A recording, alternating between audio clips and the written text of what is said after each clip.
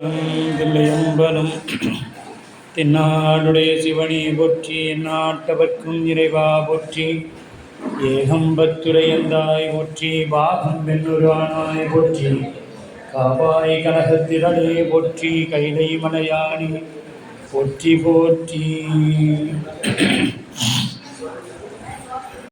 62வது பாடல். தித்திக்கும் பால்தானும் கைக்கும் திருந்திடும் நா பித்தத்தின் தான் தவிர்த்த பின் அப்படிங்கிற. இப்போ பால் தித்திப்பாக இருப்பது அதன் இயற்கை, பால் கசப்பு நாவில் சேர்ந்த பித்தமாகிய செயற்கை. அதுபோல் செயற்கையினால தான் நமக்கு என்ன ஆகுதுங்க, கண்மம் மாயை என்கின்ற செயற்கையினால தான் நம்மளுடைய இறை திருவருள் நமக்கு காட்டாமல் இருக்குது அப்படின்னு சொல்லப்படுது. திருவர் உயிருக்கு என்றும் உறவு பொருளாக இருப்பது திருவருள். அதுபோல் உயிரோட என்றைக்கும் உறவாக இருக்கிறது எதுங்க, சிவபெருமான் மட்டும்தான் உறவாக இருக்கக்கூடியவர். ஆனால் இது எது மறைச்சிருக்குது, இந்த எப்படி நாவில் பித்து இருக்கிறதோ அதுபோல் ஆணவம் என்கின்ற ஒன்று அதை மறைத்து நிற்கிறது. அப்போ திருவருள் அவ்வுயிருக்கு மாறாக திருவருள் பகைப்பொருளாக உயிருக்கு தோன்றுவதா அவ்வுயிரை பற்றியுள்ள ஆணவ மலமாகிய செயற்கையே ஆகும். ஆணவ மலம் செயற்கையினால தான் என்ன ஆகுதுங்க, திருவருள் நமக்கு புலப்படாமல் இருக்கிறது. அப்போ நாவில் பித்து போல் உள்ளது போல தித்திக்கும் பால் தானும் பாலும் தித்திக்கின்ற கைக்கும் அதற்கு கசப்பாகவே தோன்றும். இந்த பால் இனிக்கிற பால் என்ன தோணும், பித்து இருக்கிறதுனால கசப்பாக தோன்றும்.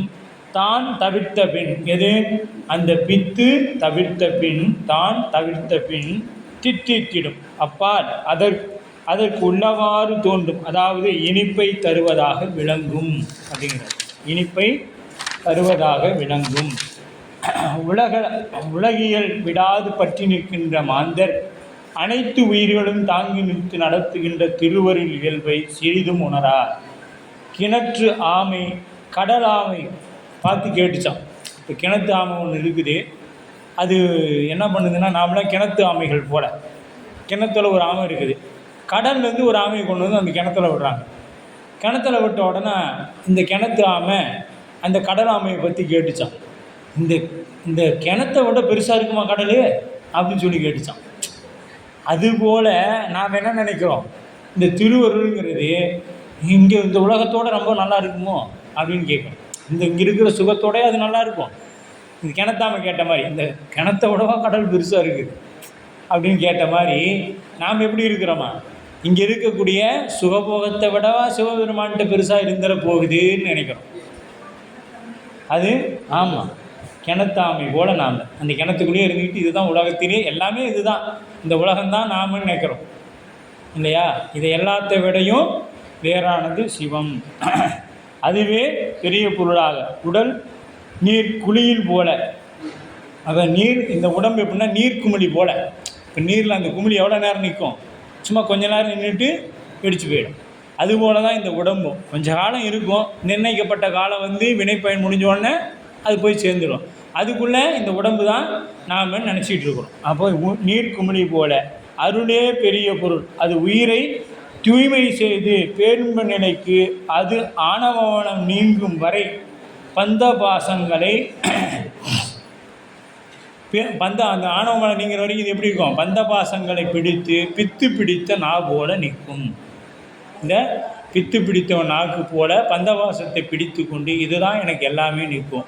ஆனால் ஒரு கணம் இது நமக்கு நிலையானது இல்லை, இவங்கெல்லாம் நமக்கு உறவு இல்லை, சிவம் ஒன்றே உறவுன்னு என்னைக்கு நினைக்குதோ அப்போ இதெல்லாம் என்ன ஆகிடும், கசப்பாக தெரிந்துவிடும். திருவருள் இனித்தல். பூட்டிய அறையில் திறந்த திறக்கையில், இந்த பூட்டி வச்ச அறையை திறந்தால் எவ்வளோ காற்று வந்தால் எவ்வளோ நமக்கு சந்தோஷமாக இருக்கும். அதுபோல் ஆணவ மலம் அந்த இருட்டறையில், அப்படி இருட்டறையில் ஆணவ மலங்கிற இருட்டறையிலிருந்து ஒரு ஒளி கிடைச்சோன்னா நமக்கு என்னாகும், ஒரு இன்பம் ஏற்படும். அது அன்போடு அழுந்துவோர்க்கு அமுதங்கள் காண்க ஐயாரன் அடித்தளமே என்பது அப்பர் வாக்கு. அன்போடு அழுந்துறவங்களுக்கு தான் அது என்ன கிடைக்கும், அந்த இன்பம் கிடைக்கும் அப்படின்னு சொல்கிறாரு. 63வது பாடல். பொய் கருத்து. அப்போ ஒருவன் இருளில் நின்ற காலத்தில் ஒளி தோன்றி அப்பொருளையும் அவன் காணுமாறு அவற்றை அவனுக்கு காட்டுகிறது. ஆனால் அவன் அவ்வொளியையே தான் காண்பதாக காண்கிறான். இப்போ ஒளியை யார் பார்க்குறோம்? நம்ம பார்க்குறதா நினச்சிக்கிறோம். இல்லை, அந்த ஒளி தான் தன்னை காட்டியது அப்படின்னு சொல்லப்படுது. தானே கண்டுவிட்டதாக கொள்கின்றான். பெத்த நிலையில் முக்தி நிலையிலும் உயிர் யாது ஒன்றையும் அறியும்படியாக திருவருளே அறிவித்து வருகிறது. ஆனால் உயிர் எண்ணுவதில்லை, தானே அறிந்து கொள்வதாக கருதுகிறது. இப்போ அந்த விளக்குனால தான் நமக்கு கண்ணுக்கு ஒளி இருக்குதுன்னு தெரியுதே ஒளிய, நமக்கு எங்கே அந்த விளக்கு தெரியல, நாம் போய் பார்த்துட முடியுமானா முடியாது, ஒளியை பார்க்க முடியாது. இருள் பாருங்கள், இந்த 64வது கொண்டு கூட்டல் 63வது பாடல். இருளில் ஒருவன் இருளில் உள்ளது போல இருளில் காண்பான் ஒளி காட்டவும் தான் கண்ட வீண் பாவம் என்னால் விடும் அப்படிங்கிறார். ஒருவன் இருளில் உள்ளது போல அவன் பொருள்களை காணும்படி ஒளி தோன்றி அவனுக்கு காட்டி நிற்கும். அவன் பொருளை பார்க்குற மாதிரி ஒளி வந்து காட்டி நிற்கும். ஆனால் தான் கண்டதாக, வேணா ஒளியின்றி தானே அந்த பொருளை கண்டதாக எண்ணிக்கொண்டிருக்கிறான். தானே அந்த பொருளை கண்டதாக எண்ணிக்கொண்டு கருதுகிறான். வீண் பாவம், இது பொய்யான கருத்து, என்னாய் விடும், அவனுக்கு என்ன பயனை செய்யும்? இது அவனுக்கு என்ன பயனை செய்யும் அப்படின்னு பார்த்தோம்னா, கட்டு நிலையில் உயிர் திருவருளை மறந்து தானே எல்லாவற்றையும் அறிந்ததாக கருது. இப்போ இந்த கட்டுங்கிற ஆணவ மலம் இருக்கும் பொழுது உயிர் என்னாகும்? நானே எல்லாத்தையும் தெரிஞ்சுக்கிட்டேன், எனக்கு யாரும் தேவையில்லை. இது கேள்விப்பட்டுக்கிறோமா? எனக்கு தொழில் கற்றுத்தர யாரும் தேவையில்லை, நானாக கற்றுக்கிட்டேன். நீயாலாம் கற்றுருக்க முடியாது. இப்போ ஒரு டிரைவிங் பண்ணுறோன்னா கூட ஓட்டுநர்னால் நீ பலகாலம் அந்த ஓட்டுநருக்கு கூட ஓட்டும் பொழுது உட்காந்து பார்த்துருக்கணும். அவர் சொல்லியே தள்ளனாலும் நீ என்ன பண்ணியிருக்கணும்? அவர் எப்படி பிரேக் அடிக்கிறாரு, கிளர்ச்சி எப்போ மிதிக்கிறாரு, எக்ஸலேட்டர் எப்போ கொடுக்குறாரு, இதெல்லாம் என்ன பண்ணியிருக்கணும்? பார்த்துட்ருக்கணும். எப்போ வலது பக்கம் திருப்புறாங்க, எப்போ இடது பக்கம் திருப்புறாங்க, இதுக்கு என்னெல்லாம் செய்கிறாங்க அப்படின்னு பார்த்துருந்தா வச்சு தான் நீ உன்னால் அது பண்ண முடியுமே ஒழிய, நீயாக போன உடனே ஒரு தெரியாத இப்போ ஒரு இயந்திரத்தை கொடுக்குறோம். இப்போ பீரிங் வண்டி உங்கள் கையில் கொடுக்குறேன், நீங்கள் இயக்கிட முடியுமா? உங்களுக்கு தான் எல்லாம் தெரியுமே, தானே இயக்கிட முடியுமா அப்படின்னா முடியாது. அப்போ நானே டிரைவரான நீங்களே தானாக டிரைவர் ஆகிட்டேன்னு சொல்கிறீங்க. யாரையும் எனக்கு சொல்லி தரல, டிரைவர் ஆகிட்டேன்னு சொல்கிறேன். நீங்கள் ஏன் அந்த பீரிங் வண்டியை உங்களால் இயக்க முடியல? இது மட்டும் யார் சொல்லி கொடுக்குறா? தானே நீங்களே தானே கற்றுக்கிட்டீங்க. அப்போ உனக்கு தெரியாமையே நீ எங்கே ஒரு இடத்துல கற்றுக்கொண்டு இருந்திருக்கிற. அதுபோலத்தான் இங்கே இருளில் இருக்கக்கூடிய ஆன்மாவுக்கு ஒளிங்கிற ஒரு வந்து அதுதான் பொருளை காட்டுகிறது. அதுதான் குருநாதர். அப்போ நானே அப்போ 5 பொறிகளும் சடம், நான் இதற்கு வேறானவன். இந்த 5 பொறிகளும் எது? கண், காது, இது எல்லாமே உடம்பில் இருக்க கருவிகள்லாம் என்னது? சடப்பொருள். உயிர் சத்து பொருள். அப்போ உயிருக்கு இயற்கையாகவே வியாபக அறிவு ஆணவ மலத்தை சிறிதளவு நீக்கி உயிரானது அறிவை சிறிது விளங்கும்படி செய்கிறது. ஆணவ மலம் நீங்கின மாணவன் தானே பிரம்மம் என்று இவ்வுணர்வு உண்மையை உணர்வு ஆகாது. இப்போ ஆணவ மலம் நீங்கினா மாணவன் நானே பிரம்மன்னு சொன்னால் அது ஏற்றுக்கொள்ள முடியாது. நீயே இப்படி பிரம்மமாக முடியும்? அப்போ நீயே பிரம்மம்னா நீயே படைத்தல், காத்தல், அழித்தல் எல்லாமே செய்திட முடியுமானா முடியாது இல்லையா? அப்போ நீ பிரம்மம் இல்லை. ஆணவ மலம் நீங்கினாலும் அதன் வாசனை நீங்காமல் இருக்கும். ஆணவ மல வாசனை நீங்காமல் நிற்கும். இப்போ காலை வாமருவில் பார்த்தோம், பெருங்காய டப்பா. அதுபோல் மயக்க உணர்வு இது எல்லாவற்றையும் அறிவதாகவும் உணர்வதும் மயக்க உணர்வே. தானே இதனையை வீண் பாவம் என்று குறிப்பிடுகிறார் ஆசிரியர். அதனால் நானே எல்லாம் உணர்ந்துக்குவேன், ஆசிரியர் தேவைன்னு சொன்னால் அது வீண் பாவத்தை தரும். ஒருவர் தலைநகர் உள்ள அரசு மாளிகை செல்ல வேண்டும், புறநகரை அடைகின்றான், அதுவே அரசு மாளிகை அடைந்ததாக ஆகுமோ என்ற கேள்வி கேட்குறாங்க. இப்போ எடப்பாடிக்கு நான் போகணும், எடப்பாடிக்கு போகணும், நாம் ஊரோட எல்லைக்கு வந்தோடனே எடப்பாடிக்கு வந்துடுன்னு சொல்லிட முடியுமா? நாம் எங்கே போகணும்? எடப்பாடியில் நண்பருடைய வீட்டுக்கு போகணும், அங்கே தானே போகணும். நாம் ஊரோட எல்லையில் வந்துட்டு நான் எடப்பாடிக்கு வந்துட்டு நான் மீதி இருக்க தூரம்னா யார் போகிறது? நம்ம தான் போகணும். அதுபோல் நானே முதற்பொருள் என்னும் உணர்வு நிலையில் நின்று மாணாக்கனுக்கு ஞானாசிரியர் திருவள்ளுவின் உண்மையை பின்வருமாறு நிரூபிக்கின்றார். உண்மை அறிவை நீயே வேறு துணையின்றி அறிவாயாயின் இவ்வளவு காலமாக பாசத்தோடு கூடி பிறந்து இறந்து துன்பிருக்க மாட்டா. இப்போ நீயே இதை உணர்றேன்னு நினச்சிருந்தா நாமளாக துன்பத்தை எங்கேயாவது தேடி போவோமா? போக மாட்டோம். நாமளாக என்ன பண்ண மாட்டோம்? துன்பத்தை தேடி போக மாட்டோம். அப்போ உனக்கே அந்த அறிவு சின்ன அப்போ இருந்து இருக்குதுன்னா நீ ஏன் போன?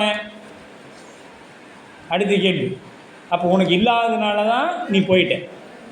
இப்போ அறிவு விளக்கம் பெற்ற பிறகு என்ன சொல்கிறேன்? நானே கடவுள், நானே பிரம்மம் அப்படின்னு சொல்கிறேன். அகம் பிரம்மாஸ்மி அப்படின்னு சொல்கிறேன். இது சங்கரோடைய கொள்கை, மற்றவர்களோட கொள்கையும் மறுக்குது. இதை நம்ம சித்தாந்தம் மறுக்குது.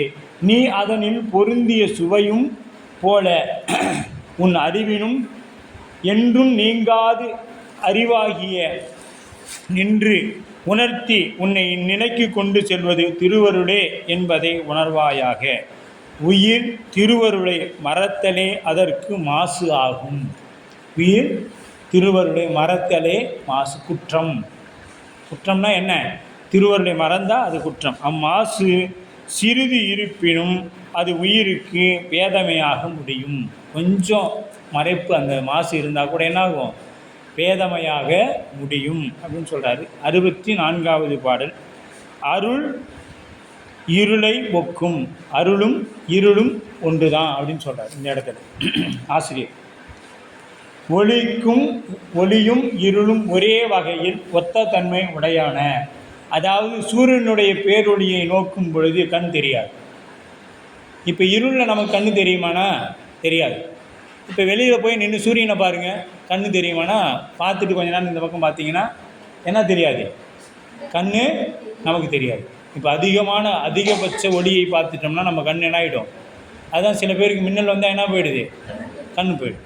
கண் போயிடுதுன்னா என்னாச்சு? கண்ணில் இருக்கக்கூடிய ஒளி தெரியாமல் போயிடும். அதுபோல் இருளில் கண் தெரியாது. ஒளியில் அழுந்திய பொழுது இருளிலும் ஒளியில் அழுந்தியது போலவே இருளிலும் அழுந்தும் போதும் இருளில் அழுந்திய பொழுதும் கண் பிற பொருளை காண மாட்டாய். இந்த ரெண்டு இடத்துலையுமே என்ன பண்ணாது? கண் வேற ஒரு பொருளை பார்க்காது. இருட்டிலையும் வேறு பொருளை பார்க்காது. அதிகப்படியான ஒளியிலையும் என்ன பண்ணாது? வேறொரு பொருளை காண முடியாது. இது ஒப்புகை. இனி இரண்டிற்கும் கண் செயலாற்றும் விடினும் இரண்டும் ஒன்றாவதில்லை.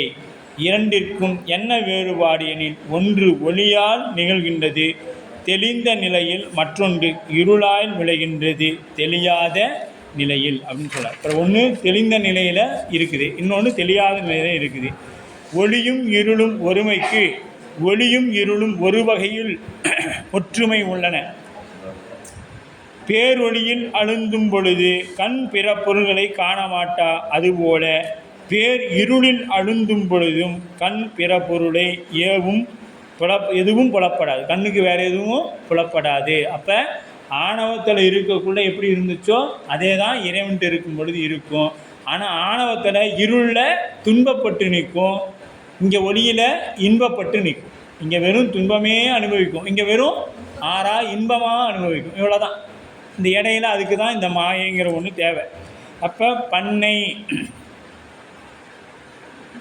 பாருங்கள், செய்யுள பாருங்கள். பண்ணை அப்படிங்கிறார். பண்ணை தெளிவு தெளியாய் செயல் இதுவும் உவமையே உணர்த்த உவமையே திருவருள் அருளோடு அப்படிங்கிறார். திருவருள் அருளோடு கொண்டு கூட்டுதல். பன்மை 64வது பாடல். பன்மை அறிவு, பன்மை தெளிவு தெளியா செயல். பன்மை தெளிவு தெளியா செயல் திருவருள். எங்க? திருவருள் அருளோடு அப்படிங்கிறார். திருவருள் அருளோடு அப்படின்ட்டார். ஒளியும் இருளும் ஒருமைக்கு அப்படின்ட்டு. அப்போ ஒளி என்பது திருவருள் அருளோடு.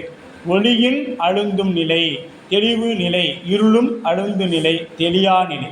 ஒளியில் அழுந்து நிலை தெளிவு நிலை, இருள் அழிந்து கிடைக்கிறது தெளியா நிலை. இதுவும் ஓமையே. இதனை கொண்டு ஆசிரியர் உணர்த்த வந்த கருத்தை தெரிவித்து கொள்ளுதல் வேண்டும். திருவருள் என்பது ஒளி,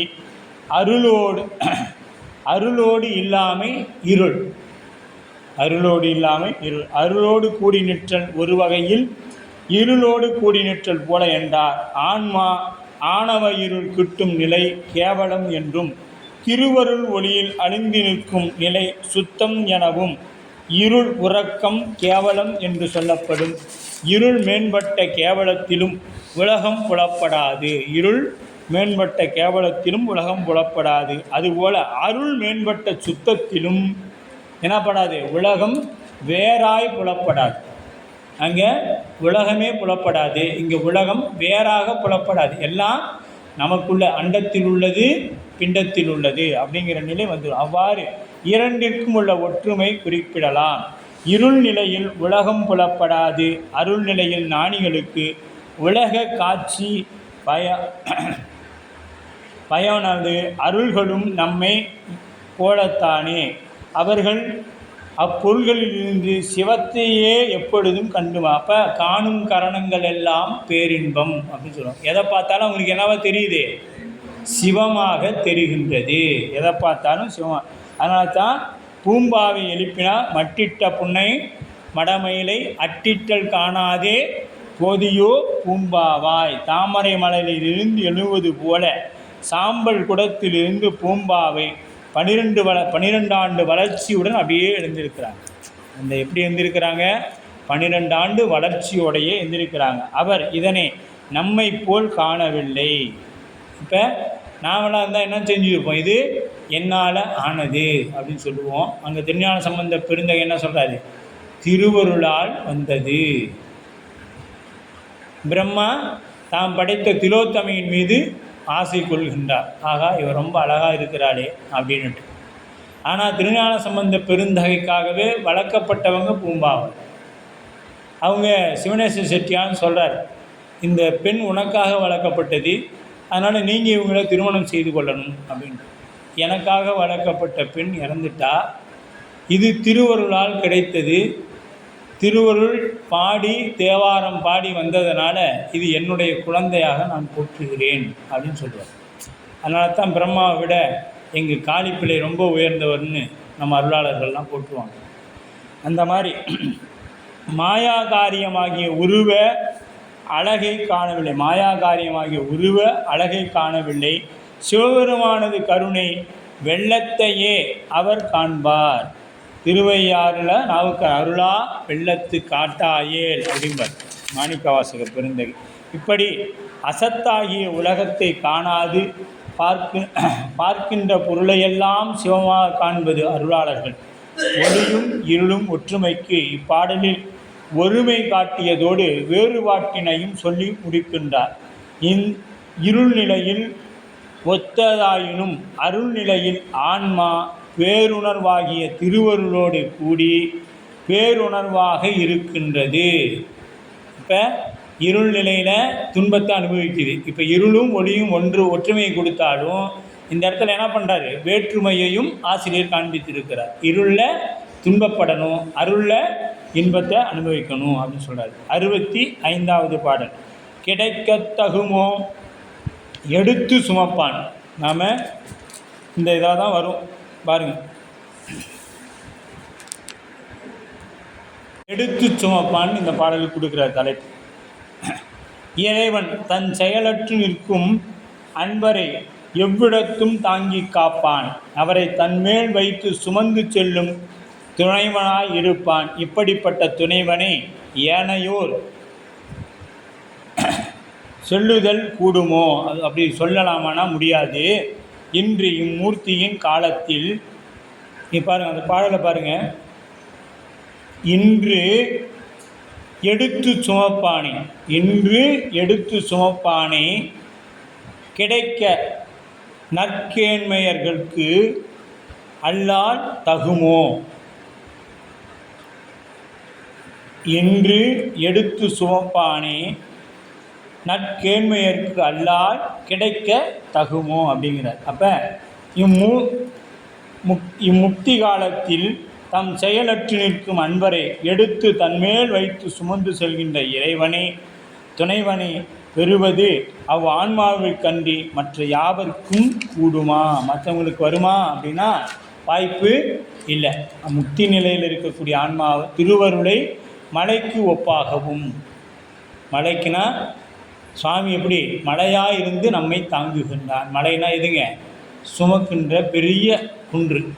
அதுபோல் நம்மளுடைய வினை அதையெல்லாம் என்ன பண்ணுறான்? இறைவன் கரைத்து நம்மை எடுத்து சுமக்கின்றான்.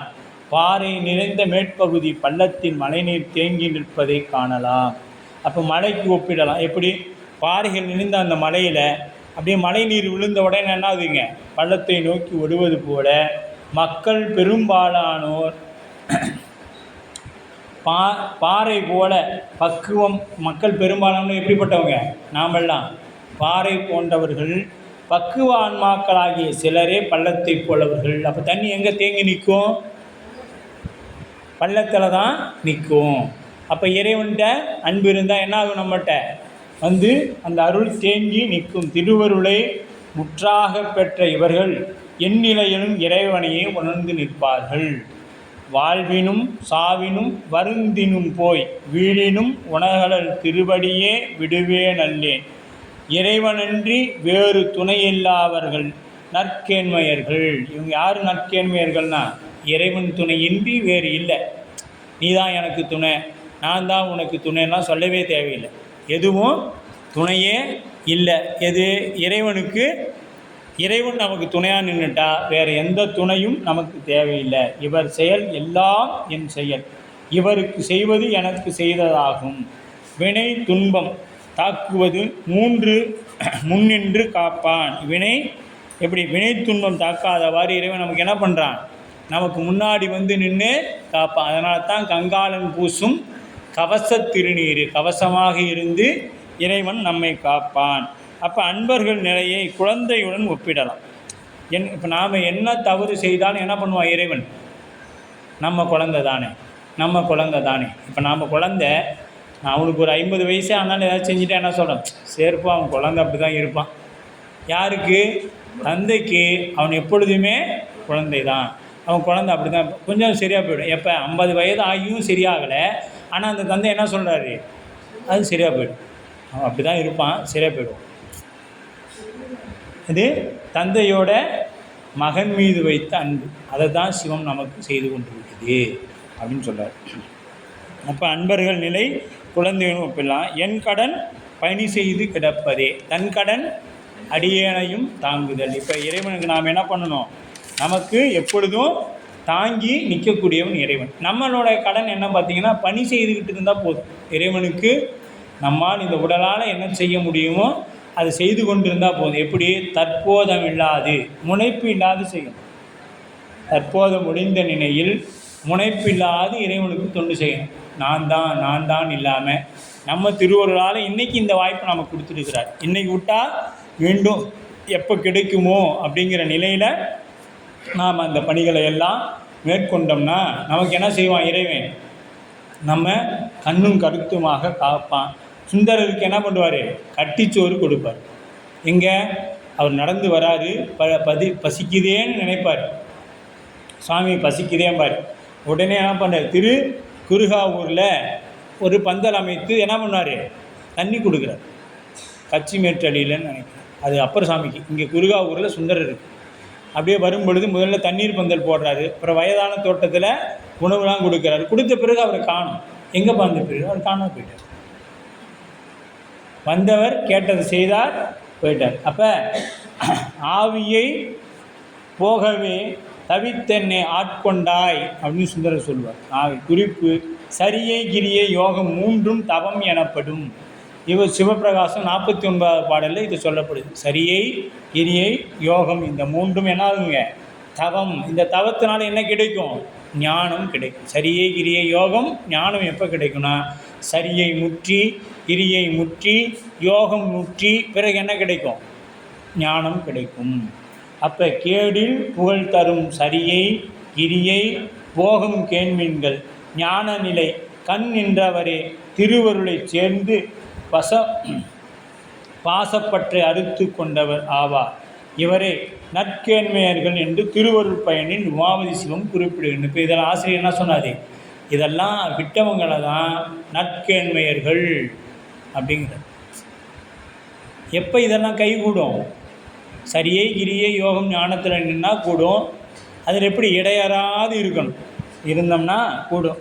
தவ நெறியில் நிற்பாரே கேண்மையர் என்று ஆசிரியர் சுட்டி காட்டுகின்றார். கேண்மையர் அப்படின்னா அப்போ ஞான நெறியில் நிற்பாரை குறிக்க வரும் பொழுது நல் என்ற அடைமொழி கொடுத்து நல்கேண்மையர் சிறத்தெழுத்து கூறுகின்றார். இங்கு தம் செயலற்று அருள்வயப்பட்டவர்க்கும் அடியார்களின் நிலைக்கு ஏற்ப அவரை நற்கேண்மையர்கள் என்று குறிப்பிட்டார் என கொள்ளுதல் பொருத்தமாகும் அப்படிங்கிறார். எது நற்கேண்மையர்கள்னால் இறைவனை வழிபாடு செய்கிறவங்க. அது மட்டும் இல்லாது எப்படி செய்யணும் சொல்கிறாரு, இடைவிடாது அப்படியே சிந்தித்து கொண்டே இருக்கணும். இடைவிடாது இறைவனை சிந்தித்து கொண்டே இருக்கணும். அப்படிப்பட்டவங்களை என்ன பண்ணுவான்? இறைவன் எடுத்து சுமப்பான். எங்கேருந்து எடுத்து சுமப்பான்? அதுக்கு நம்ம திருத்தொண்டர் புராணத்துக்கு தான் போகணும். எடுக்கும் மாக்கதை எங்கே எடுப்பான், எதிலிருந்து எடுப்பாங்கிறது அங்கே சொல்லப்படுது. ஆணவமட குடியிலிருந்து இறைவன் நம்மை எடுத்து என்ன பண்ணுவான்? கீழெல்லாம் விட்டுற மாட்டான், சுமந்து கொண்டே இருப்பான். அதை விடாத சுமந்து கொண்டே இருப்பான் அப்படின்னு சொல்லப்படுது. 66வது பாடு. ஒருவன் வைத்த நிதி வஞ்சமுடன் கவர துஞ்சினனோ போயினனோ சொல் அப்படிங்கிறார். வஞ்சமுடன் ஒருவன் வைத்த நிதி கவர துஞ்சினனோ போயினனோ சொல் அப்படிங்க. ஒருவன் வைத்துள்ள நிதியை மற்றொருவன் கள்ளமாய் கவர்ந்து கொள்வதற்கு வைத்திருப்பான். உறங்கிவிட்டானோ அல்லது அவ்விடத்தை விட்டு போய்விட்டானோ என்று சொல்வாயாக அப்படிங்கிறது. வஞ்சமுடன் ஒருவன். இப்போ நாம் இங்கேருந்து இப்போ எல்லாம் காசிக்கு வேற போகலான்னு ஒரு எண்ணம் வந்துருச்சு. இங்கேருந்து காசிக்கு போகிறோம். அந்த பெட்டியில் யாருமே இல்லை. நாம் போகிற அன்னைக்குன்னு பார்த்தீங்கன்னா வச்சுங்க யாருமே இல்லை. நாம் காசிக்கு போகிறதுக்கு ஒரு 20,000 30,000 பணம் வச்சுருக்கோம். அதில் ஒருத்தர் நல்லா ஃபேன் ஷர்ட்லாம் போட்டுக்கிட்டு டிப்டாப்பாக தையெல்லாம் கட்டிட்டு அவரும் வர்றாரு. அவரை பார்க்கும் பொழுதே தெரியுது பக்கா திரடேன் அப்படின்னு. எப்படி தெரியுதுங்க? பார்க்கும் பொழுதே நல்ல திரடை, தொழிலில் நல்ல கை தேர்ந்தவன் தெரிஞ்சிருச்சு. இவருக்கோ பயம். இப்போ அவன் அந்த பணத்தை திருடணும். அந்த பணத்தை திருடணும் அப்படின்னா என்ன பண்ணணும்? இவர் அதை விட்டுட்டு பாத்ரூம் போகணும். போனான்னா இவன் திருடிடுவான். இல்லையா தூங்கணும். ரெண்டில் ஏதாவது ஒன்று நடக்கணும். ஒன்று தூங்கணும், இல்லைன்னா பாத்ரூம் போகணும். இது ரெண்டையுமே பண்ணுறாரு. அவர் பணம் காணாது போகும். இந்த திருடன் என்ன பண்ணுறான்? இவர் பாத்ரூம் போயிட்டார். ஃபோனை மாத்திரத்தில் அவரோட அந்த உடைமைகள் எல்லாம் பெட்டிக்கிட்டு எல்லாம் திறந்து பார்க்குறான். எங்கேயுமே பணம் இல்லை. ஆனால் இவர் முன்னாடியே தான் அவர் எண்ணனார். பணத்தை திருட முன்னாடியே தான் எண்ணறாரு. எண்ணிட்டு வைக்கிறாரு. எங்கே வச்சார்? அவர் பாக்கெட்லேயும் இல்லை. பாக்கெட்லாம் இல்லை, பையில் தான் வச்சார். பார்க்குறான். திருடனும் பார்த்துட்டான். இதையெல்லாம் எங்கே வச்சாருன்னு பார்த்துட்டான். போயிட்டார், வந்தார், பணம் எல்லாம் தேடி பார்த்துட்டான், இல்லை. இவனும் அதை யோசனை பண்ணி அங்கங்கே விடிய தேடுறான். அவர் இப்போ சும்மா தூங்குற மாதிரி படுத்திக்கிட்டே இருக்கிறாரு. விடிஞ்சு போயிடுச்சு. இறங்குற இடமும் வந்தாச்சு. அப்போ திருடன் கேட்குறான், நான் நல்ல திருடன், என்கிட்ட யாருமே இது வரைக்கும் திருட்டு, என்னதோட தொழிலில் இது என் தொழிலுக்கு ஏற்பட்ட ஒரு சவால். நான் யார்கிட்டையும் தோற்றதே கிடையாது. ஆனால் என்ன ஆகி போச்சுன்னா, நீங்கள் நைட்டு பணத்தை எண்ணினீங்க, வச்சிங்க, பாத்ரூம் போனீங்க, ஆனால் பணம் பையில் இல்லை, எங்கே வச்சிங்க அப்படின்னு அவரோட தலகாணி கடியை வச்சுட்டார். அந்த திருடனோட தலகாணி கடியை வச்சுட்டார். அப்படித்தான் அவன் இது வண்டி முழுக்க தேடணும், எனக்கு கீழே நான் தேடாமல் விட்டுட்டேனே அப்படின்னு சொல்லி அது இருந்தான். அது போலத்தான் நமக்குள்ளேயும் இறைவன் இருக்கிறான். நாம் இங்கே தேடாமல் எங்கே தேடுறோம்? வெளியில் எல்லாம் அந்த திருடன் போல தான் இப்போ நம்மளோட நிலைமை. சாமி எங்கே வச்சுருக்கிறாரு? உள்ளே வச்சுருக்கிறாரு அவரை. ஆனால் நாம் எங்கே தேடுறோம்? வெளியில் முழுக்க தேடிட்டு. ஏன்னா கண்ணு முன்னாடி புராணத்தில் சொல்லிவிட்டாங்க, இறைவன் இப்படிலாம் வருவான், இப்படிலாம் இருக்கிறான்னு சொல்லப்படுது. சொல்லப்பட்ட இறைவனை நாம் என்ன பண்ணுறோம்? எங்கெங்கோ தேடுறோம். நம்ம இந்த திருவருட்செல்வனை அந்த படத்தில் பாடுவாங்க, கண்ணதாசன் எழுதியிருப்பார். இருக்கும் இடத்தை விட்டு இல்லாத இடம் தேடி எங்கெங்கோ அலைகின்றான் ஞானத்தங்கமே, அவன் ஞானம் என் சொல்வேன் ஞானத்தங்கமே இல்லையா? அப்போ இருக்கிற இடம் எங்கே? சுவாமி கன்றாப்பூர் நடுதரையே காணலாமே, எங்கே? உள்ளத்துள்ள. இங்கே விட்டு நாம் எங்கே தேடுறோம்? வெளியில் எல்லாம் தேடுறோம். ஏன்னா இங்கே இருக்கிறத உணர்ந்துட்டா எல்லா இடத்துலையும் இருக்கிறத நம்மளால் உணர்ந்துட முடியும். அதனால தான் முதல்ல நீ யாருங்கிறது தெரிஞ்சுக்கோ அப்படின்னு சொல்லுவோம். ஒருவன் வைத்த நிதி. அப்போ அந்த ஒருவன் பல காலம் ஏன்னா இப்போ நம்ம காசிக்கு போகிறோன்னா என்ன பண்ணுவோம்? சேர்த்து வச்சு தானே போகிறோம். போகும்பொழுது அந்த நிதியை விட்டுருவோமா? பார்த்துக்குமா? பத்திரமா பார்த்துக்குவோம். அதுபோலத்தான் இறைவனும் நமக்குள்ளேயே இருக்கிறான். திருடங்கிட்ட வச்ச பணம் மாதிரி தான் நம்ம நிலை ஆயிடுச்சு. சாமி என்ன பண்ணிட்டாரு? உள்ளத்தில் வச்சுருக்கிறாரு. நாம் அவருக்கு தலகாணி கடி தடாமல் வண்டி முழுக்க தேடிட்டோம். வண்டி முழுக்கவே தேடி முடிச்சாச்சு, பணத்தை காணும். அதை தான் இப்போ நாமளும் சொல்கிறோம். எங்கப்பா இந்த சாமி நமக்கு ஒன்றுமே செய்ய மாட்டேங்கிறாரு, கண்ணே தெரிய மாட்டேங்குது. அதுவும் தெரிஞ்சிருச்சே, நமக்குள்ளே தானே இருக்கு, அங்கே கீழே தான் இருக்கிறாரு. நீ விட்டுட்டு தெரியலன்னு சொல்லி கொண்டு இருக்கிறோம் அப்படிங்கிற அதுதான் இந்த இடத்துல சொல்கிறாரு. வஞ்சமுடன் ஒருவன் வைத்த நிதி. அப்போ அந்த நிதிக்கு அப்படியே வஞ்சனை வச்சு பார்த்துட்டே இருந்தான். வேறொருவன் கள்ளமாய் கொள்வதற்கு நமக்கு அப்படி தான் இருக்குது இதே இல்லையா? அப்படிப்பட்ட நம்ம அருள்நிதி. அதனால தான் சுவாமிக்கு அருள்நிதி தருவரும் ஆனந்த மலையே அலைகடலே பள்ளி எழுந்தருளாயே மாணிக்கவாசகர். அருள்நிதி தரவரும் இறைவன் பெரும் நிதியும் உடையவன். ஏறு நினைந்தனைய செல்வன் கண்டாய் அப்படிம்பார். அப்போ ஏறி நினைந்தனைய செல்வன் கண்டாய், செல்வ நெடுமாடம் சென்று சேன் வங்கி செல்வம் அதிதோய செல்வம் உயர்கின்ற செல்வர்வாள் தில்லை சிற்றம்பலமேய செல்வன் கடலேத்தும் செல்வம் செல்வமே.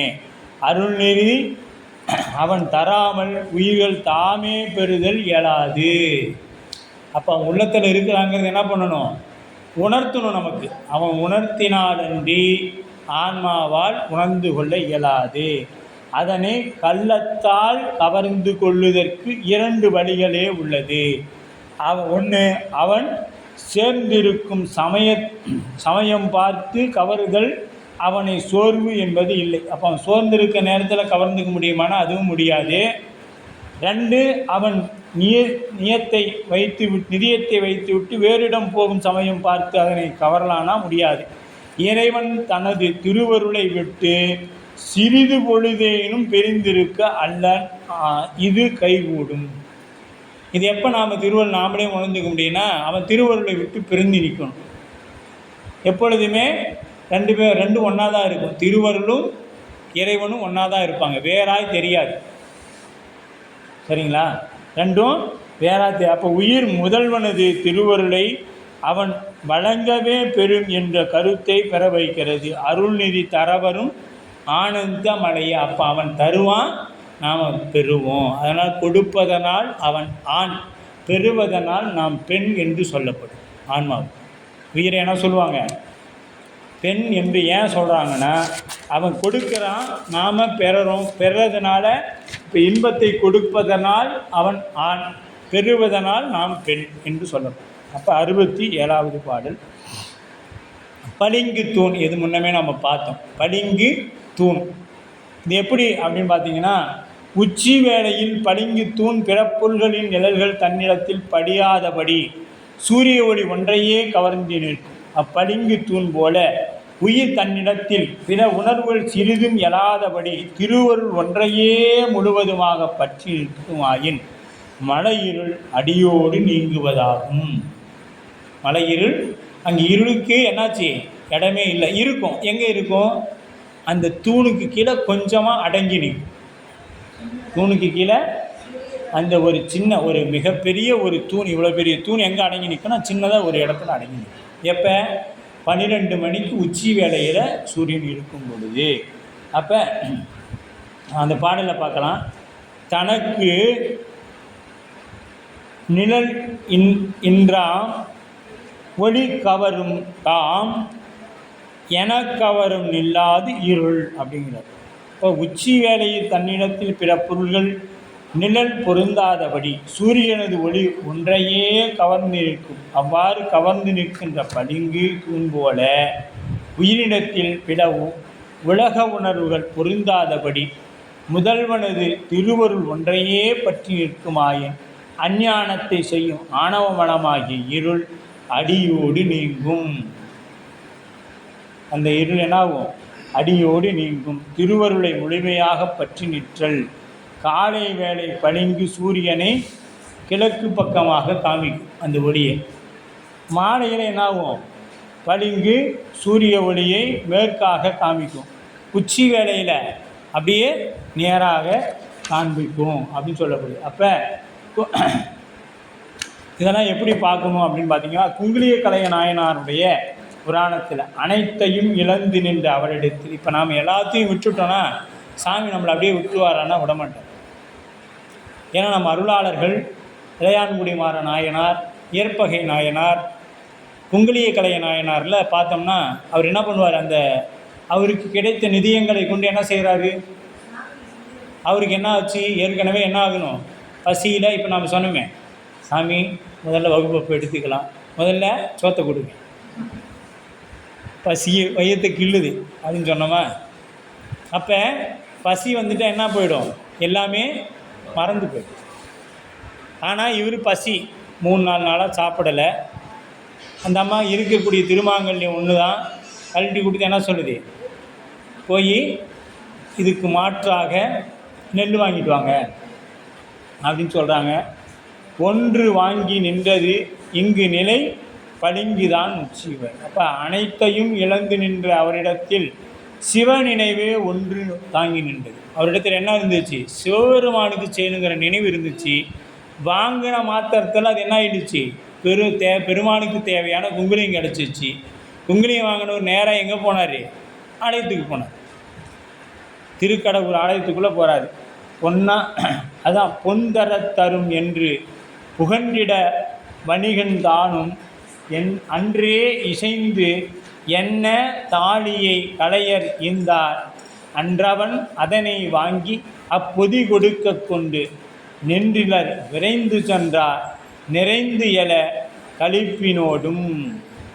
அப்படியே பொன்தாரும் என்று புகன்றிட வணிகன் தானும். இப்போ வணிகன் என்ன பண்ணுறான்? நீ அந்த பொண்ணைத்தான் உனக்கு இந்த குங்குலியத்தை தரேன் அப்படின்னு ஒன்று இவர் என்ன பண்ணுறாரு? கொடுத்துட்டாரு. இதுக்கு எவ்வளோ குங்குலியம் தர முடியுமோ கொடு அப்படின்னு வாங்கிட்டு என்ன பண்ணுறாரு? நேராக சுவாமிகிட்ட போயிட்டார். இப்போ சாமியை நாம் பார்த்தோம்னா சுவாமி என்ன பண்ணுவார்? நம்ம குடும்பத்தையே பார்த்துக்கணும். நம்ம 21 தலைமுறை மூவேல் சுற்றம் உரநெரு நடைகளை ஆளாமே அருள் அரசே போற்றி. நம்ம 21 தலைமுறை யாரெல்லாம் சிவன் கோயிலுக்கு போய் தொண்டு செய்கிறீங்களோ அவருடைய 21 தலைமுறைக்கு உண்டான பாவங்கள் நீக்கப்படும். அதுதான் நமக்கு என்ன சொல்லுவாங்க? 21 தலைமுறையாக செய்தது தான் பித்ரு தோஷம் அப்படின்னு சொல்லப்படும். அதுக்கு என்ன பரிகாரம்னா, நீங்கள் வேறு காக்காய்க்கு சோறு வைக்கிறதெல்லாம் 2வது விஷயம். என்ன பண்ணும்? சிவன் கோயிலில் போய் தொண்டு செய்யணும்.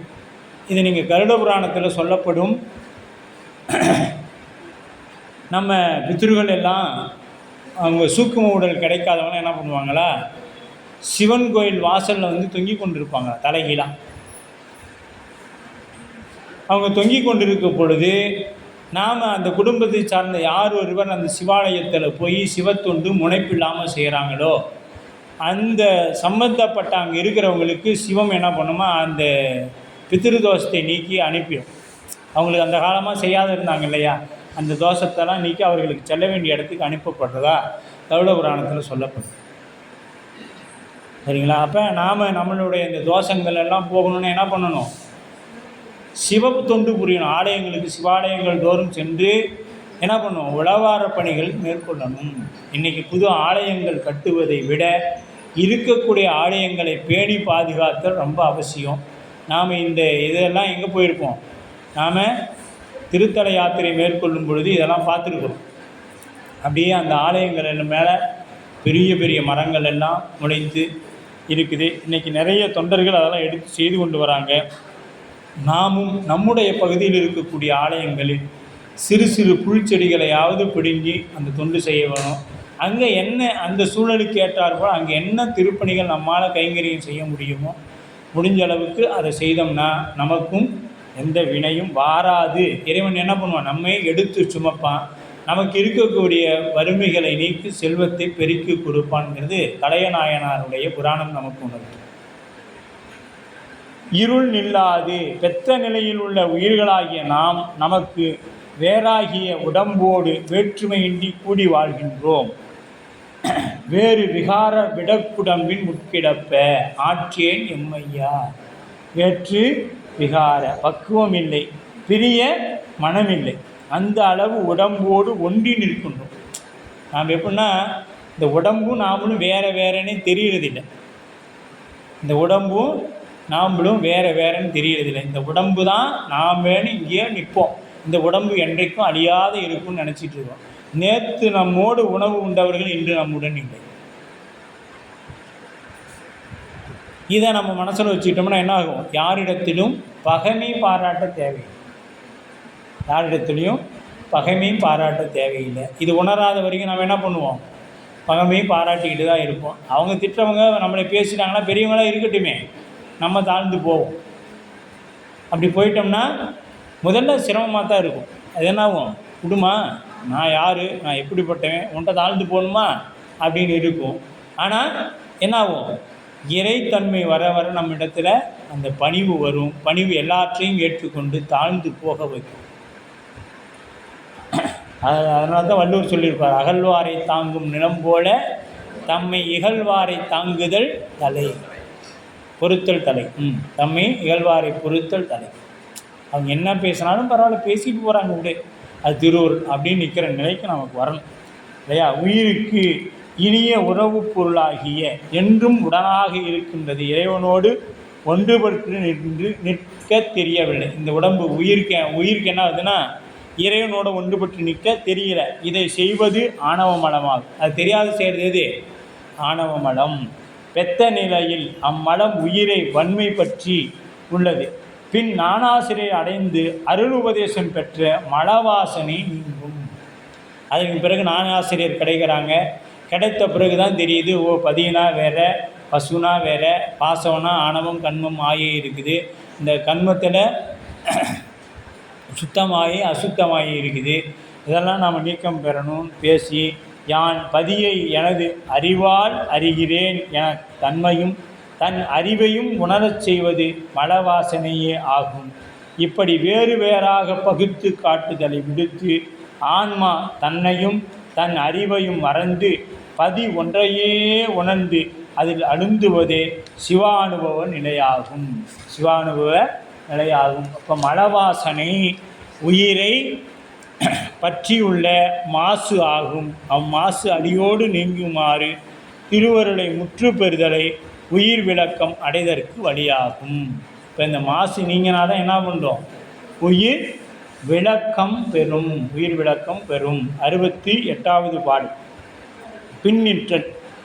இருளில் நடப்போர் தீப்பந்தத்தை ஏந்தி வருகின்றவன் முன்னே செல்வதுதான் அவன் பின்னே செல்வார். இப்போ தீப்பந்தம் முன்னாடி போகும், அவன் பின்னாடி போவான். அதுபோல பாசப்பற்றாகிய இருளை விலக்கி ஞான நெறியில் செலுத்தும் உயிர்களுக்கு உதவியாக இறைவன் தனது திருவருள் ஒளியை வழங்கி வருகின்றான்.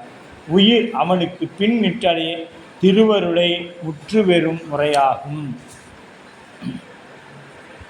உற்கை தரும் அப்படின்னா இருளில் நடப்போர் தீப்பந்தத்தை ஏந்தி வரும். இன்றைக்கும் நாம் அதை பார்க்கலாம். இப்போ சுவாமி திருவிழா புறப்பாடு நடக்கும்போது என்ன பண்ணுறாங்க? தீப்பந்தம் வைத்து கொண்டு வராங்க. அது எதுக்கு? இருளை நீக்குவதற்கு. இருள் நீங்கினால்தான் என்ன தெரிவார்? இறைவன் நமக்கு தெரிவான் அப்படிங்கிறத உணர்த்தும் விதமாக. பொற்கை அப்போ பொற்கை உடையவர் போல் அப்படி அழகிய கையை உடையவன் முன்னே வழிகாட்டி செல்ல அவனுக்கு பின்னே நடப்பது போல. எது அந்த அழகிய கைனா? அந்த விளக்கு பந்தத்தை பிடிக்கக்கூடிய கைக்கு பின்னே செல்ல உண்மை பின் நிற்க பாச இருளை விலக்கி ஞான நெறியில் செல்லும் உயிர்கள் தமக்கு உதவியாக திருவருள் வழியை வழங்கி வருகின்ற மெய்ப்பொருளாகிய முதல்வனுக்கு பின்னே நிற்பது, இறைவனுக்கு பின்னாடி. அதனால தான் சுவாமி புறப்பாடு திருவீதி விழா நடக்கும்பொழுது என்ன பண்ணுமா, சாமிக்கு பின்னாடி தான் வரணும். நாமெல்லாம் என்ன பண்ணுறோம், சாமிக்கு முன்னாடி தான் போகிறோம். அப்போ பார்த்துக்குங்க, அருள் ஆர் நிலை அவனது திருவருளை நிரம்ப பெறுவது முறையே ஆகும் அப்படிங்கிறார். அப்போ உட்கை என்பது எரிகொல்லியை குறிக்கும். உட்கை என்பது உண்மையில் பின்னிற்றலாவது அப்படின்னா எச்செயலை செய்யணும் தன்முனைப்பில்லாமல் யான் செய்கின்றேன் என கருதி செய்யாது அவன் செயல் செய்கின்றான் செய்கிறேன், அவன் செய்விக்கிறான் நான் செய்கிறேன். நம்மால் ஏதாவது ஆகுமானா அது என்னால் ஆகாது, எதுவுமே நம்மால் ஆகாது. அப்போ எல்லாம் அவனுடைய என எவ்வாறு உணர்வதாகும். நம்பிக்கையில் என்ன உள்ள, நம் கையில் என்ன உள்ளது, நமக்கு எதுவும் இல்லை. வீடு கட்டுகிறோம், மிக அழகாக உள்ளது என பாராட்டுகிறார். இப்போ இந்த வீடு கட்டுறோம், அந்த வீடு யார், நாமளாக கட்டணும், அது ஆள் வைத்து தான் செய்யும் இல்லையா. அப்போ அது நாம் செய்ய, வீட்டு கட்டு மிக அழகாக உள்ளது என பாராட்டுகிறார். ஆண்டவன் செய்தது என்று நாம் சொல்லணும். நமக்கு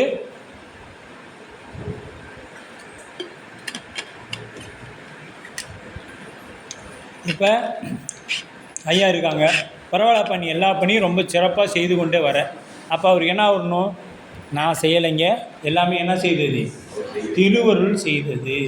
சாமி செய்ய வச்சா நான் செஞ்சேன், என்னால் ஏதாவது செய்ய முடியுமா அப்படிங்கிறது இது எப்படி வரணும், உதட்டளவில் வரக்கூடாது, உள்ளத்தளவில் நம்ம இடத்துல வரணும். உள்ளத்தில் வரணும், உதட்டில் வரக்கூடாது.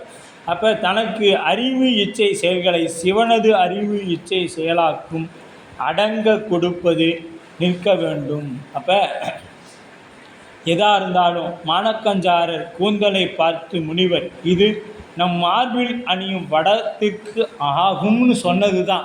என்ன பண்ணிட்டாரு, இப்போ அவர் தன்னுடைய பிள்ளைன்னு நினச்சிருந்தா அறிஞ்சு கொடுத்துருப்பாரா. திருமண பந்தலில் மணவரையில் உட்கார்ந்து இருக்கக்கூடிய பெண் அவளுடைய கூந்தலை என்ன பண்ணுறாரு, மானக்கஞ்சாரனா அறுத்து கொடுத்துட்றாரு.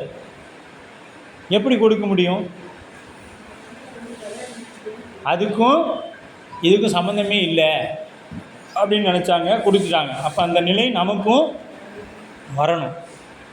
அதை விடுத்து எல்லாமே என்னதுன்னு நிற்கக்கூடாது. அப்போ 69 ஐம்புலனால் கருவிகளும் உயிரறிவும் அறியா.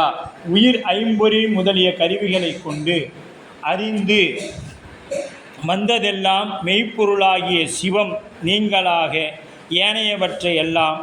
அப்படி இருக்க முக்தி காலத்தில் அம்மெய்ப்பொருளை அறிவதற்கு அக்கருவிகள் துணையாவதற்கு என்ன உரிமை உடையன. இனி அக்கருவிகள் இன்றி ஒன்றையும் அறியமாட்டா உயிர்களும் தனியாய் நின்று அம்மெய்ப்பொருளை அறிதற்கு என்ன உரிமை உடையது அப்படின்னு கேட்குறாரு. அப்போ தாம் ஐம்புலனால் கண்டது அப்படி பாருங்கள், கொண்டு குட்ட தாம் ஐம்புலனால் கண்டது அது ஒளிய என்றால், அது ஒளிய என்றால் அதற்கு ஐம்புலன் ஆர் தாம் ஆர்.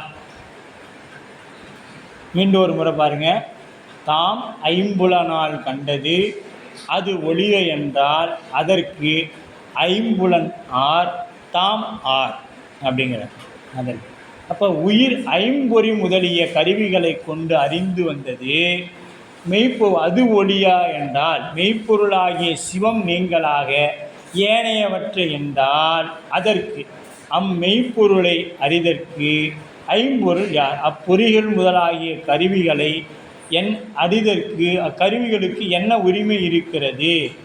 தாமார். இனி அக்கருவிகளின் துணையின்றி ஒன்றையும் அறிய மாட்டா உயிர்களும் தனித்து நின்று அம்மெய்ப்பொருளை அறியாது என்ன உரிமை அறிவதற்கு என்ன உரிமை உடையது அப்படிங்கிற. கருவிகள் துணையாக மாட்டா. அப்போ இந்த கருவிகரணங்களால் சிவத்தை அறிய இயலுமா என்றால் சைவரில் ஒரு காரணம் ஒரு சாரர் கொள்கை அறிய முடியும் அப்படிங்கிறது. முக்தி காலத்தில் அக்கருவிகள் அத்தன்மையை நீங்கி சிவகரணம் என்பன பெயர் பெற்று ஒளியாய் நிற்றலின் அவை மெய்ப்பொருளை அறிதற்கு துணை செய்யும் என்று கூறுவர். இக்கொள்கையை முதலில் எடுத்துக்கொண்டு மறுக்கிறார் நம்முடைய ஆசிரியர். இதை மறுக்கிறார். இந்த கருவிகள்லாம் அப்போ சிவகரணங்களாக மாறிடும் அப்படின்னு சொன்னால் அதை ஆசிரியர் இன்று வரையிலும் இறைவனை காட்ட மாட்டாத இக்கருவிகரணங்கள் இனிமேல் அவனை கண்டு காட்டும் என்றால் பேதமையாம் என்கின்றார். இதுவரைக்கும் என் கூட இருந்த இது என்ன பண்ணுச்சு, என்னுடைய இந்த கருவிகரணம் இறைவனை காட்டலை, இப்போ இதுக்கு மேலே காட்டுனா எதுக்கு அது தேவை? அப்போ முக்தி நிலையில் இக்கருவிகள் சிவனது கலப்பால் சிவத்தன்மை உடையனவாயின் அவை சுற்றறிவை அன்றி வியாபக உணர்வை தரமாட்டாது. அது சுற்றறிவு தான் தன்மையை ஒழிஞ்சி விரிந்த பரந்த அறிவை தராது. சுற்றறிவினால் அறியப்படுபவை அழியக்கூடியது. இந்த கண்ணால் பார்க்கக்கூடியது எல்லாமே என்னாச்சுங்க, சிற்றறிவினால். இந்த சுற்றறிவினால் பார்க்கக்கூடியது எல்லாம் என்னது, ஒரு நாள் அழிந்து போகக்கூடியது. இப்போ இந்த கண்ணால் நம்ம பார்க்குற எல்லாமே என்ன ஆகிடும், ஒரு காலத்தில் அழிந்து போயிடும். சுற்றறிவினால் அறியப்படுபவை அழியக்கூடியவை உலகப் பொருள்களே ஆகும். எனவே அக்கருவிகரணங்கள் என்ன உரிமை உடையன என்று கேட்டார். இதனால் அந்த கருவிகரணங்களுக்கு என்ன உரிமை? அப்போ உயிரறிவு தனித்து நின்று அறிய மாட்டார். இப்போ இந்த சரி உயிரறிவாவது தனித்து நின்று அறியுமா அப்படின்னா, பெத்த காலத்தில் ஆன்மா அறிவு மலத்தில் கட்டுண்டு சிற்றறிவாய் நிற்பதனால் அப்பொழுது அது மெய்ப்பொருளாகிய சிவத்தை தனித்து நின்று அறிய மாட்டாது என்பது உண்மை. எது சிவத்தை, இந்த மெய்ப்பொருளாகிய சிவத்தை தனித்து நின்று அறியாது. எது சிற்றறிவாக நிற்றது இந்த உயிர். முக்தி காலத்தில் ஆன்ம அறிவு மலம் முழுவதும் நீக்க பேரறிவாய் சிவனது அறிவுக்கு சமமாய் நிற்கும்.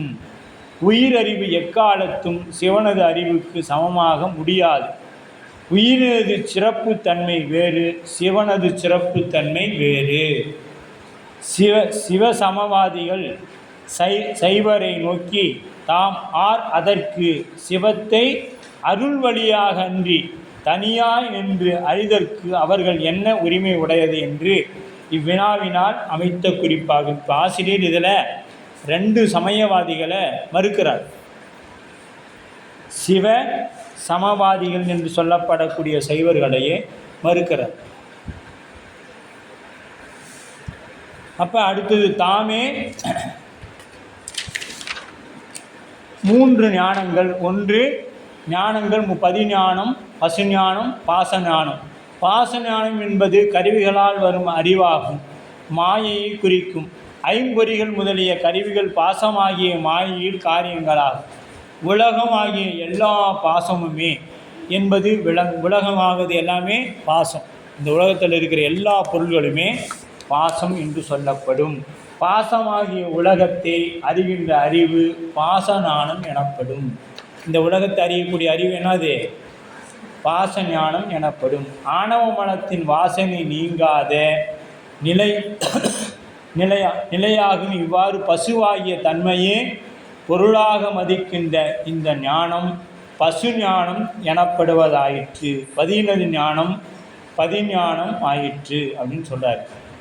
இப்போ 70 உயிர் தனது வலிமையால் பெற முடியாதது. இப்போ உயிர் தன்னுடைய வலிமையால் பெற முடியாதது. அப்போ முதல்வன் தானே தனது கருணையினால் உயிருக்கு ஞானத்தை தந்து தன்னை உணர்த்தி நின்றான். அங்கனமாக அம்முதல்வன் உயிர் தானே தன் முயற்சியினால் அடைந்ததாக கருதுவது பொருந்துமோ?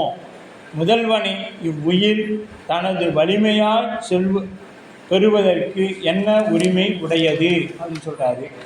அதுக்கு அடுத்தது பார்த்திங்கன்னா செய்யுளுக்குள்ள வரலாம். தாமே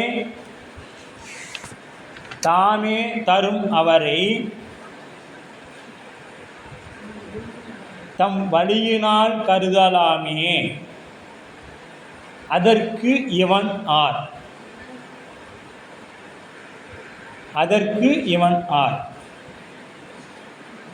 தாமே தருவாரை தம் வலிமையினால் கருதலாமே, அதற்கு இவன் யார்? உடம்பு என்னும் தேரில் அமர்ந்து பயணம் செய்யும் பொழுது ஆன்மா 5 இந்திரியங்கள் இத்தேரை இயக்குவதாக 5 குதிரைகள் இருக்கும். மனம் அதனை அவரை செலுத்துகிறது. இந்திரியங்கள் எப்பொழுதும் தவறான பாதையில் செல்லும். ஆகவே தேர்ப்பாகன் ஆன்மா தாம் போய் சேர வேண்டிய இடத்தை சென்றடைய வேண்டுமானால் இந்திரியங்களாகிய பரிகளும் சரியாக இருக்க வேண்டும். அதற்கு மேல் திருவருள் துணை வேண்டும். பற்றுறுதி அப்படிங்கிற உலக பற்றுகளை விட்டு தவநெறி ஆன்மா மேற்கொள்ள வேண்டும். இதுக்கு வைராக்கியம் அல்லது பற்றுறுதி என்று பெயர். இதற்கு வைராக்கியம் அல்லது பற்றுறுதி என்று பெயர். இந்த நிலை வருவதற்கு இறைவனது அருளே காரணமாகும். இதனையே திருவருள் பறித்தல் என்று பெயர். எதையும் மலர்ச்சியுடன் ஏற்றல். இன்பமோ அல்லது துன்பமோ எதுவரினும் மலர்ச்சியோடு எது வந்தாலும் முகமலர்ச்சி ஏற்றுக்கொள்ள வேண்டும். இதற்கு இறைவனது அருள் காரணமாக இருக்கும். எது வந்தாலும் இறைவனுடைய அந்த திருவருளால் கிடைத்தது என்ற நிலை நமக்கு வரணும். ஞானக்கண்ணை தருதல். இந்த பக்குவ நிலையை இறைவன் தான் உயிரிழத்தில் அறிவிக்கின்றான். அந்த ஞானக்கண்ணால் உள்நோக்கி தன்னை உணரும்படியாக செய்கின்றான். முதல்வன் உயிர் அவனது அருள் உணர்வது அன்றி தனது முயற்சியால் அல்ல. இப்போ உயிர் உணர்வது காரணம் என்ன? அவனுடைய முயற்சியால் அன்றி, முயற்சியால் தானே உடைய அவன் காட்டாத நம்மால் காண முடியாது. முயற்சி வேண்டும். அப்போ உயிரின் முயற்சியால் ஆகாமை, உயிரே தனது முயற்சியினால் தானே இறைவனை சென்று அடையும் என்பது கூற்றுவத்தை இச்செய்யுள் மறுத்து கூறுகிறது. ஆசிரியர் மறுக்கிறார். தானே முயற்சி பண்ணி போயிருமானா போகாது. அந்த முயற்சிக்கு துணையாக யார் இருக்கணும்? சிவம் இருக்கணும். காண்பார் ஆர் கண்ணுதலா காட்டா காடே அப்படின்பார் என்று திருமுறை நமக்கு கூறும். இறைவன் அவன் காட்டினாலன்றி நம்மால் காண இயலாது. அதனால தான் காண்பார் ஆர் கண்ணுதலா காட்டா காளே அப்படிங்கிறது. இப்போ இறைவன் உயிரிழத்து பெருங்கருணை உடையவன். இரும்பை காந்தம் ஈர்க்கும் தன்வசப்படுத்துகிறது. அச்செயலால் காந்தம் எந்த மாற்றமும் அடைவதில்லை. அதுபோல இறைவன் உயிர்களை ஈர்த்து தன்வசப்படுத்தி ஆட்கொள்கின்றான். இப்போ காந்தத்தில் ஒட்டி இருக்கக்கூடிய இரும்பு நம்மளால் ஒட்டிக்கிட்டு இருந்தால் என்ன ஆகும்? அந்த காந்தம் மாதிரி இதுவும் சில இரும்பு துகள்களை எடுக்குமே ஒழிய இது காந்தமாயிடும். காரணம், இந்த காந்தம் அந்த இரும்பு காந்தத்தோடு ஒட்டி இருந்ததுனால. இதை நீங்கள் வீட்டிலையே பார்க்கலாம். குழந்தைகள் வச்சு விளையாடுவாங்க. வச்சு விளையாண்டுட்டு அந்த இரும்பு துண்டு எடுத்து கீழே போட்டாங்கன்னா ஒன்றும் இல்லை, நம்ம ஒரு பயன்படுத்துகிற திருப்பிடி அதை காந்தத்து மேலே கொஞ்ச நாள் வச்சு எடுத்து பயன்படுத்திங்க என்ன ஆகும்? அந்த ஸ்க்ரூவை அந்த திருப்பிடியில் ஒட்டிக்கிட்டே இருக்கும். நீங்கள் கரெக்டாக அந்த துளையில் வச்சு டைட்டு வைக்கலாம். அந்த மாதிரி அது நிற்கும். இதை நீங்கள் பார்த்துருப்பீங்க. நம்ம வீட்டில் வேலை செய்யும் பொழுது அந்த எலக்ட்ரிஷியன் அதை பயன்படுத்துவார். அப்போ இது எதனாலனா அது காந்தத்தன்மை பெற்றுக்குதே ஒழிஞ்சு அது காந்தம் இல்லை. அதுபோல் ஆன்மா இறைவனோடு இருக்கும் பொழுது இறைத்தன்மை பெருமை ஒழிய அது இறைவன் ஆகாது. மீண்டும் மீண்டும் நமக்கு இதை சொல்லிக்கொண்டே வராரு. நாம் அதை தெரிந்து கொள்ளணும் இல்லையா? 8வது அதிகாரம் ஆன்ம தரிசனம். இப்போ 8வது அதிகாரம் ஆன்ம தரிசனம் இன்புறு நிலை அப்படின்னு சொல்லியிருக்கிறாங்க.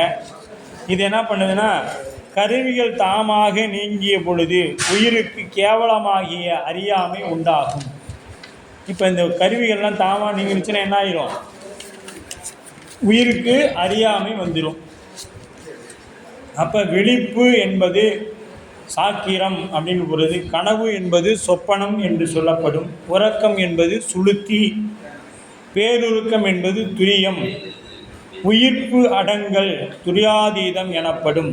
இவ்வாறு 5 நிலைகளும் அறியாமை படிப்படியாக மிகுந்து வரும். அப்படியே கொஞ்சம் கொஞ்சமாக என்ன ஆகிடும்? அது அதிகமாக போய்விடும். சுத்தத்தில் 5 நிலை: சுத்த சாக்கரம், சுத்த சொப்பனம், சுத்த சுளுத்தி, சுத்த துரியம், சுத்த துரியாதீதம். சுத்த நிலையில் கருவிகள் நீங்க நீங்க படிப்படியே திருவருள் ஞானமும் சிவா அனுபவம் மிகுந்து வரும். மலையிருள் நீங்கி வரும். சுத்த நிலையில் மலையிருள் நீங்கி வருவதை நின்மலம் எனப்படும் அப்படின்னு சொல்கிறாங்க. இப்போ கேட்டல், சிந்தித்தல், ஞானம் படிப்படியாக நிலைக்கலனாக, அதுக்கு ஞானம் படிப்படியாக வருதுன்னு என்ன பண்ணுவோம்? முதல்ல கேட்கணும், அப்புறம் சிந்தித்தல், தெளிதல், நெட்டை கூடல். இப்போ கேட்கறதுனா நின்மல சாக்கிரம்னு பேர். முதல்ல பெருமானை பற்றி கேட்கணும், அப்புறம் சிந்திக்கணும், நின்மல சொப்பனம், நின்மல சுருத்தின்னு பேர். தெளிதல்ங்கிறது நின்மல துரிதம். நெட்டை கூடல் என்பது நின்மல துரியாதீதம் என்று பெயர். நெட்டையாகிய அதீத நிலை அப்படின்னு இதை பற்றி தான் இதெல்லாம் நமக்கு சொல்லப்பட்டு வருது. அது எப்படி சொல்லலான்னா, பேரின்ப வாரி. இப்போ இதுக்கு ஒரே ஒரு அப்பர் சாமியோட பாடலை எடுத்துக்கொள்ளும். அப்பர் சாமியோட திரு ஆரூர் பதிகத்தை எடுத்துக்கொள்வோம். அதில் சொல்லப்படும், முன்னை அவளுடைய நாமம் கேட்டால் மூர்த்தி அவள் இருக்கும் ஆருள் கேட்டால், பின்னை அவனுடைய ஆரூர் கேட்டால் பெயர்ந்தும் அவனுக்கே பிச்சையானால், அன்னையையும் அத்தனையும் அன்றே நிறுத்தால், அகன்றால் அகலிடத்தால் ஆச்சாரத்தை, தன்னை மறந்தால் தன் நாமம் கட்டால், தலைப்பட்டால் நங்கை தலைவன் தாளே அப்படின்னு அப்பர் சுவாமி போட்டிருக்கார். இப்போ இதில் என்ன சொல்கிறாங்கன்னா, நங்கை ஒருத்தி ஒரு நாள் திருவாரூர் பெருமானின் திருப்பெயரை கேட்டு, இது அப்பர் சுவாமி அப்படியே சொல்கிறாங்க, அவர் பார்த்ததை அப்படியே சொல்கிறார். என்ன சொல்கிறாருன்னா, முன்னம் அவனுடைய நாமம் கேட்டால். இப்போ ஒரு திருப்பெண் பார்க்க வராங்க, நம்ம வீட்டில் ஒரு பெண் குழந்தை இருக்குது, அதை பார்க்க வராங்க. இப்போ மாதிரி பொண்ணு என்ன பண்ணாது, ஃபோட்டோலாம் வச்சுக்கொண்டு நீ ஃபோட்டோவை பார்க்கணும், மாப்பிள்ளைகிட்ட அரை மணி நேரம் பேசணுங்கிற வாய்ப்புலாம் அப்போ இல்லை. அம்மாவுடைய காலத்தெல்லாம் பெண் என்ன பண்ணாது, தாலி கட்டுற வரைக்குமே மாப்பிள்ளையோட முகத்தை பார்த்துருக்காது, தலை நட்டுகிட்டே தான் இருக்கணும். ஏன்னா தலை நிமிர்ந்து பெண் பார்க்கக்கூடாது, தலை நிமிர்ந்து பெண் பார்க்கக்கூடாது என்பது மரபு. அப்படியே தலை குனிஞ்சிக்கிட்டே தான் இருப்பாங்க. அப்போ பக்கத்தில் இருக்கிற தோழிக்கிட்ட அப்படியே அப்படி திரும்பின்னு சொல்லுவாங்க, பாரு எப்படி இருக்கிறாருன்னு கொஞ்சம் பார்த்து சொல்லு அப்படின்னு சொல்லுவாங்க. ஏன்னா இப்போ மாதிரி செல்ஃபோன் இருந்தால் ஃபோட்டோ எடு போய் அப்படின்னு விடுவாங்க, என்ன வேணாலும் செஞ்சுருவாங்க. சரிங்களா? கல்யாணத்துக்கு முன்னாடியே அவங்க சினிமாவுக்கெல்லாம் போகிறாங்க, சுற்றுறாங்க. ஆனால் அப்படி இல்லை. அந்த காலத்தில் அம்மா காலத்தில் என்ன பண்ணுவாங்கன்னா, அப்படி உட்கார வச்சு பக்கத்தில் நிற்க வைப்பாங்க. உட்கார கூட முடியாது. இன்றைக்கெல்லாம் கால் மேலே கால் போட்டு உட்காந்துக்கலாம், அப்போலாம் உட்காரலாம் முடியாது. அப்படியே இப்போ மாப்பிள்ளை விட்டார் உட்காந்துருப்பாங்க, ஒரு ஓரமாக இந்த மாதிரி இருக்கும், அந்த கதவுகிட்ட வந்து நிற்கணும். நின்ன உடனே பக்கத்தில் தோழி தான் நிற்பாங்க, தோழி தான் முழுசாக தெரிவாங்க. அந்த பொண்ணு பாதி தான் தெரியும், முகம் மட்டும் தெரியும், கண்ணு தெரியும், முகம் தெரியும், அவ்வளோதான் மாப்பிள்ளைக்கு. அதுமா கொஞ்சம் நவுந்து நில்லாமா அப்படிம்பாங்க. வந்தவொடனே மறுபடியும் போயிடும். அப்படி தான் நிற்பாங்க. நின்றுட்டோடனே அந்த பொண்ணுகிட்ட கேட்பாங்க, அவர் எப்படி இருக்கிறான்னு பார்த்து வைக்கி அப்படின்னு சொல்லு. அப்போ அது எல்லாம் பார்த்துக்கும், அந்த பொண்ணு தோழி பார்த்துடுவா. பேர் என்னன்னு கேளு, அப்போ எல்லாம் கேட்டு வச்சுக்கும். பேர், எந்த இடத்துல இருக்கிறாங்க, என்ன வேலை செய்கிறாரு, எவ்வளோ சம்பளம் வாங்குறாரு, இதெல்லாம் என்ன பண்ணும் இந்த பொண்ணு, இதெல்லாம் கேட்டு வச்சுக்கும். கேட்டு வச்சுக்கிட்ட உடனே இவங்க மாப்பிள்ளை பார்த்துட்டு போயிடுவாங்க, பொண்ணு பார்த்துட்டு போயிடுவாங்க. போனவுடனே இந்த பொண்ணு கேட்கும், ஏப்பா அவர் எப்படி இருந்தார் சொல்ல அப்படின்னு. அவரா சுரட்ட முடியா சிகப்பா நல்லா எம்ஜிஆர் மாதிரி இருந்தாருன்னு சொல்லியிருப்பாங்க. இந்த அம்மாவுக்கு அடாடாடா எம்ஜிஆர் மாதிரி இருந்தாராமே, நம்ம வேறு பார்க்காம விட்டுடுமே அப்படின்னு இந்த அம்மாவுக்கு தோணும். அப்போ தோணுன்னு என்னாச்சு, அடுத்தது அவர் எங்கே வேலை செய்கிறாராம், அட நம்ம பக்கத்தில் தானே, சரி நான் அப்படியே காய் கடைக்கு போகிற மாதிரி போய் பார்த்துட்டு வந்துடலாமா, வரியா அப்படின்னு சொல்லி ஒரு ஐடியா போடும். அப்போ என்னாச்சு, முதல்ல அவர் முன்னை அவனுடைய நாமம் கேட்டார். சுவாமி திருவாரூர் பெருமானே அப்படியே அப்பர் சுவாமி சொல்கிறார் ஞானசம்பந்தர்கிட்ட. முருகனாயனார் மடத்துக்கு வரும் பொழுது சொல்கிறார், அடாடா திருவாரூர் அழகுனா அது என்னத்தை சொல்ல. அப்போ கேட்டது பெரிய ஆள் யார், திருஞான சம்பந்த பெருந்தகை கேட்டுட்டார் அப்பர் சுவாமி. அப்படியா அப்படின்னு சொல்லிட்டு சொல்கிறார். முத்து விதானம் அப்படின்னு சொல்லி அந்த பாடலில் திருவாரூர் தியாகேச பெருமானுடைய அழகுகள்லாம் வர்ணிக்கிறார்.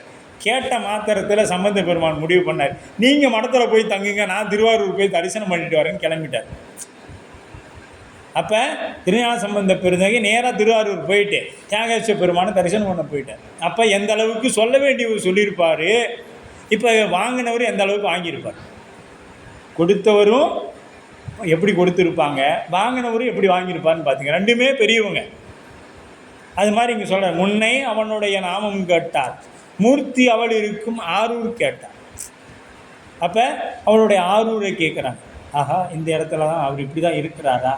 மூர்த்தி அவன் இருக்கும் வண்ணம் கேட்டார். அவர் எப்படிலாம் இருந்தார்? இந்த அம்மா கேட்குறாங்க. அவர் எப்படி இருந்தார்? எம்ஜிஆர் மாதிரி அப்படியே கண்ணாடி போட்டு அவர் மாதிரியே இருப்பார். ஆமாம், அவர் மாதிரியே தான் இப்படியெல்லாம் கேட்டார். பின்னை அவனுடைய ஆரூர், அவன் எந்த ஊர், என்ன ஏது எல்லாம் இந்த அம்மா கேட்டுக்குச்சு. கேட்ட பிறகு பெயர்ந்தும் அவனுக்கே பிச்சையானார். அவ்வளோதான். இதெல்லாம் கேட்ட மாத்திரத்தில் இந்த அம்மாவுக்கு என்ன ஆகிடுச்சு, அவரை பார்த்தே அவனுங்கிற முடிவுக்கு வந்துடுச்சு. இப்போ நான் அவரை பார்த்தே ஆகணும் அப்படிங்கிற முடிவுக்கு வந்துடுச்சு. இந்த காலம் மாதிரி இல்லை.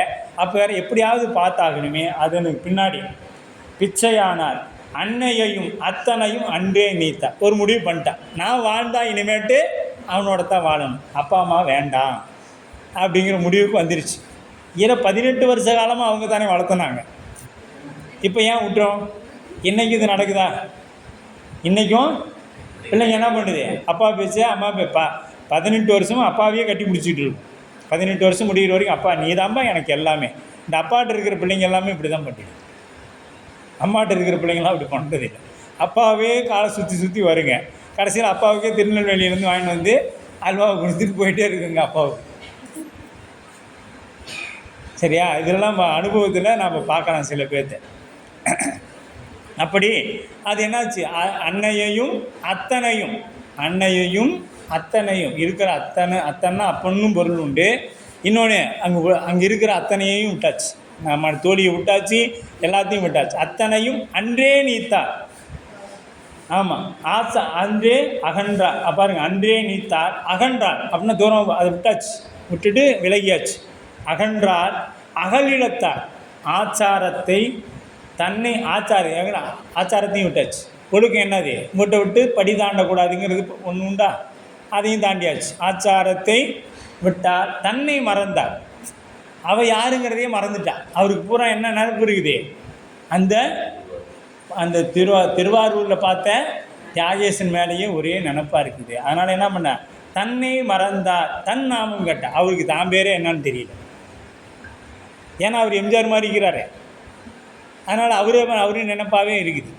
அதனால் தன்னுடைய பெயரையும் மறந்துட்டான்.